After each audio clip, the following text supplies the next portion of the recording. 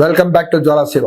2026 అల్లకల్లోలంతో స్టార్ట్ అయింది. మనం చూస్తున్నాం ట్రంప్ ఒక దుశ్చర్యలు ఎలా ఉన్నాయని. ఆగడాలు తగ్గట్లేదు. డైరెక్ట్ వెనిజులా ప్రెసిడెంట్ మదురోని వాళ్ళ వైఫ్ ని కిడ్నాప్ చేసి అమెరికా తీసుకుని వచ్చేసాడు.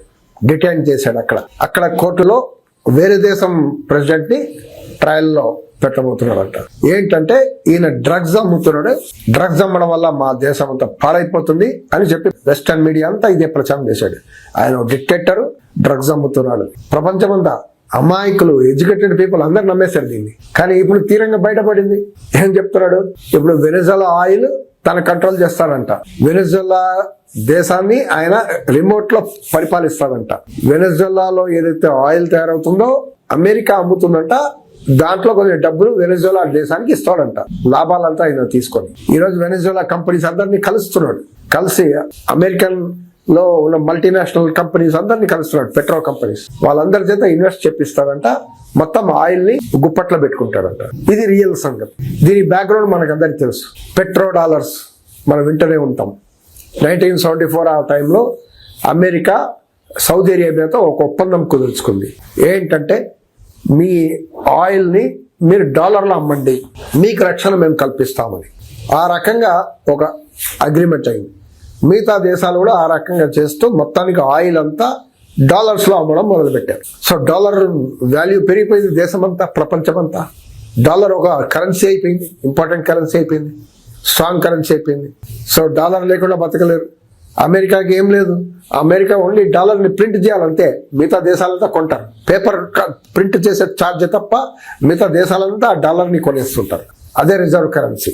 అంటే ఆ రకంగా డాలర్ పెత్తనం, అమెరికా పెత్తనం ప్రపంచమంతా కొనసాగుతుందని మనకు తెలుస్తుంది. మిలిటరీ పెత్తనంతో పాటు ఈరోజు వెనిజులా చైనాకి ఆయిల్ అమ్ముతుంది యువాన్లో, చైనా కరెన్సీలో. ఇంకో దేశంతో ఆయిల్ అమ్ముతుంది వాళ్ళ కరెన్సీలో. ఇది అమెరికా సహించట్లేదు. నా డాలర్లో అమ్మాలి తప్ప మీ ఇష్టం వచ్చినట్టు మీ దేశాలు మీరు ఒప్పందాలు చేసుకుంటారని వీలు లేదు. అరే, ఇరు దేశాలు వాళ్ళ కరెన్సీలో వాళ్ళు ట్రేడ్ చేసుకుంటారు తప్ప డాలర్తో ఎందుకండి? డాలర్తో నిమిత్తం లేకుండా వాళ్ళ దేశాలు చేసుకుంటారు. ఈరోజు మనం చూస్తున్నాం బ్రిక్స్ అనేది ఏర్పడింది. బ్రిక్స్ చాలా రోజుల నుంచి వాళ్ళు తీవ్రమైన కృషి చేస్తున్నారు. ఈ డాలర్ పెత్తనం ప్రపంచంలో చాలా ఎక్కువ అవుతున్నాయి. మా దేశాలంతా నాశనం అయిపోతున్నాయి. మా కరెన్సీలో మేము చేసుకుంటాం, ఆల్టర్నేట్ కరెన్సీ అనేది దీనిపైన ప్రచారం చేస్తున్నారు. ఈరోజు బ్రిక్స్లో Brazil, Russia, India, China, South ఆఫ్రికాతో పాటు ఇంకా 10 దేశాలు, 20 దేశాలు కూడా చేరడానికి రెడీ. దాంట్లో వెనిజులా కూడా అప్లికేషన్ పెట్టింది చేరటానికి. సో వీళ్ళందరూ ఇక్కడ కలిసి డాలర్ని పక్కన పెట్టి వీళ్ళు ట్రేడ్ చేసుకుంటారని భయం, ఆ పెత్తనం, ఆ దాదాగిరి, తానాషాయి పోతుందని పేరు చెప్పి మదురోని అటాక్ చేసి మొత్తం ప్రపంచానికి ఒక వార్నింగ్ సిగ్నల్ ఇచ్చాడు. ఖబర్దార్, మీరు ఇష్టం వచ్చినట్టు మీ కరెన్సీలో చేయడానికి లేదు. మీ వ్యాపారం మా డాలర్లోనే చేయాలి. వేరే కరెన్సీలో చేస్తే నేను ఊరుకోను అని చెప్పి ఆ వార్నింగ్ ఈ రకం కనపడుతుంది. ఇప్పుడు వేరే వాళ్ళు కూడా వార్నింగ్ ఇచ్చాడు. మెక్సికో, కొలంబియా అమెరికా దగ్గరే ఉంటుంది. లాటిన్ అమెరికా కంట్రీస్ వాళ్ళు కూడా డాలర్లో కాకుండా వేరే కరెన్సీలో వ్యాపారాలు చేస్తున్నారు. అమెరికా మాట వినట్లేదు. అమెరికా దాదాగిరి, మీరు దాసోహాన్ని వాళ్ళు ఒప్పుకోవట్లేదు, సలాం కొట్టట్లేదు. మా దేశం, మా ప్రజలు, మా ఇష్టం అనేది వాళ్ళు చెప్తున్నారు. క్లియర్ కదా? కానీ బాబు మెక్సికో, కొలంబియా నెక్స్ట్ టార్గెట్ అనేస్తున్నాడు. ఇంకా గ్రీన్లాండ్ అనేస్తున్నాడు. గ్రీన్లాండ్ ఎక్కడో ఉంది, యూరోప్లో, డెన్మార్క్ దగ్గర. డెన్మార్క్ కంట్రోల్లో ఉంది. గ్రీన్లాండ్ అనే ప్లేస్లో మీకు రేర్ ఎర్త్ మినరల్స్ చాలా ఉన్నాయి. కాబట్టి దాన్ని కబ్జా చేసుకుంటాను, అది మేము తీసేసుకుంటాం, కొనేసుకుంటాం అంటాడు ఆయన. ట్రంప్ తీసేసుకుంటాడంట, కబ్జా చేసేసుకుంటాడంట.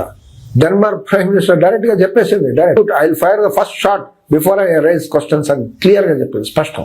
రకంగా నాటో రద్దు అయిపోతుంది అంటున్నారు. ఎందుకంటే అమెరికా, యూరోప్ అందరు కలిసి నాటోలో ఉన్నారు. ఇప్పుడు నాటో దేశంలోనే డెన్మార్క్ పైన ఆయన ఈ రకంగా చేస్తున్నాడు.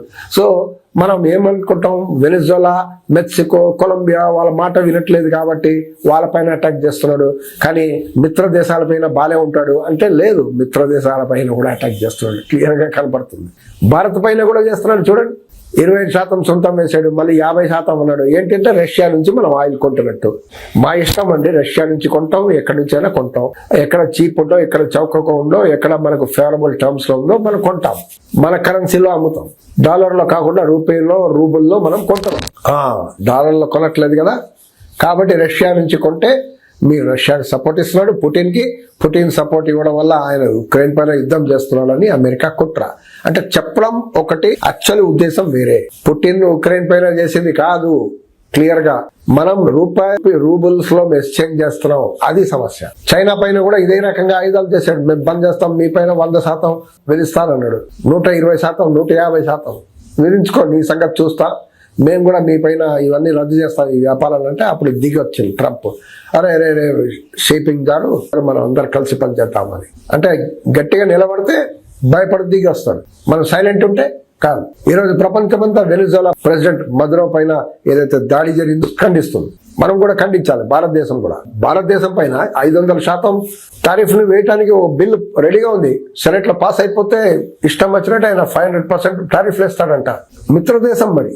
మోడీ గారు ట్రంప్ చాలా అన్యోన్యమైన మనుషులు. సో ఫ్రెండ్ ఎనిమి ఇవన్నీ చూడ్డు. ప్రధానంగా మన వ్యవసాయం ఆయనకి సరెండర్ చేస్తే ఆయన ఒప్పుకుంటాడంట, లేకపోతే టారిఫ్లు వేస్తాడంట. మన వ్యవసాయం వాళ్ళకి ఇస్తే మన రైతుల సంగతి ఏంటి? సో ఇది చాలా డేంజరస్ పరిస్థితి. మనం గట్టిగా ఖండించాలి. సైలెంట్ ఎందుకు ఉండాలి? You to oppose Trump policies. నీ ఇది పడవు. మా దేశం, మా ప్రజలు మే ఇష్టం, మేము పరిపాలిస్తాం. అంతేగాని మీకే మా దేశ వనరులు, మా అగ్రికల్చర్, వ్యవసాయం అప్పచెప్పేస్తామంటే మన దేశ ప్రజలు ఏమవుతుంది? మన సార్వభౌమత్వం ఏమవుతుంది? కనపడుతుంది. నైజీరియా పైన కూడా అటాక్ చేశాడు క్రిస్మస్ టైంలో. ఏంటంటే ఇస్లామిక్ మిలిటరీ క్రిస్టియన్స్ పైన దాడి చేస్తున్నాడు అని చెప్పి. క్రిస్టియన్స్ 45% ఉన్నారు, ముస్లిమ్స్ 53% ఉన్నారు. క్రిస్టియన్స్ కూడా సరి సమానంగా ఉన్నారు. వాళ్ళపైన దాడులు జరుగుతున్నాయి అని పేరు చెప్పి అక్కడ మిలిటెంట్స్ ఎవరైతే ఉన్నారో టెర్రరిస్టులు క్రిస్టియన్స్ కాదు, ముస్లిమ్స్ కాదు, అందరిపైన దాడి చేస్తారు. కానీ అలా కాదు. ఎందుకు? ఆఫ్రికా ఖండంలో ఆయిల్ రిజర్వ్స్ ఉన్న దేశం నైజీరియా. సో ఆ నైజీరియాని తన గుప్పెట్లో పెట్టుకోవాలి. ఈ పేరు క్రిస్టియన్స్ పైన అటాక్ ఇవన్నీ ఏమంటే సాకు. ప్రపంచ దేశాలంతా ఏకమై దీన్ని ఖండించడమే కాదు, దీనికి కౌంటర్ కూడా చేయాల్సిన అవసరం ఉందని మనం అందరం భావిస్తున్నాం.